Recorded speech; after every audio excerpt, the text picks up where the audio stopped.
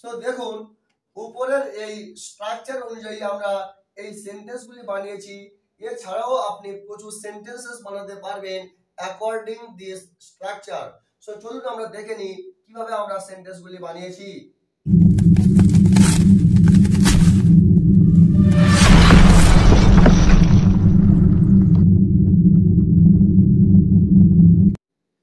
যখন ইংরেজি বলার পালা আসে তো তুমি হাসা শুরু করো।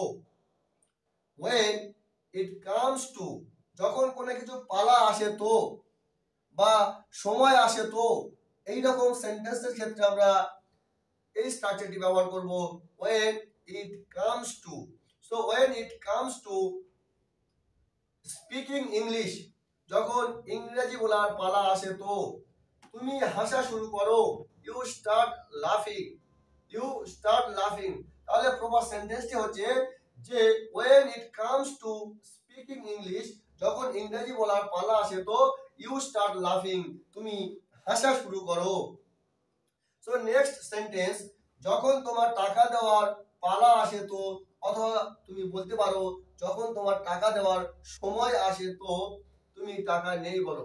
সাপোজ তুমি কাউকে টাকা ধার দিয়েছো তার বিপদের সময়, এখন তোমার প্রয়োজন, তুমি টাকা চাইতে গিয়েছো তার কাছে, যখনই তুমি যাও সে বলে ভাই আমার কাছে এখন টাকা নেই।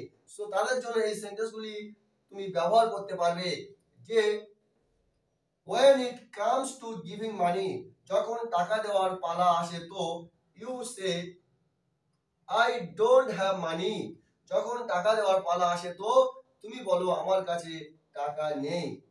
নেক্সট সেন্টেন্স, যখন পড়ার সময় আসে তো তোমার খিদে লাগে। হ্যাঁ বন্ধুরা, এটিও আমাদের সঙ্গে ঘটে যে আমার পড়তে ইচ্ছা করছে না কিন্তু আমাকে পড়ানো হচ্ছে জোর করে, তখন আমরা বাহানা খুঁজতে থাকি যে আমার খিদে লেগেছে বা আমার ঘুম লাগছে, কোনো না কোনো কিছু আমরা বলে থাকি। তো তাদের জন্য এই সেন্টেন্সটি যে যখন পড়ার সময় আসে তো তোমার খিদে লাগে।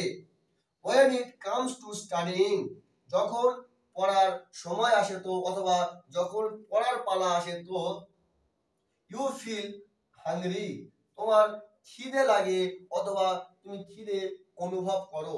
হ্যাঁ বন্ধুরা, এইরকম আমরা প্রচুর সেন্টেন্সেস এই স্ট্রাকচারটির মাধ্যমে ইজিলি বানাতে পারি।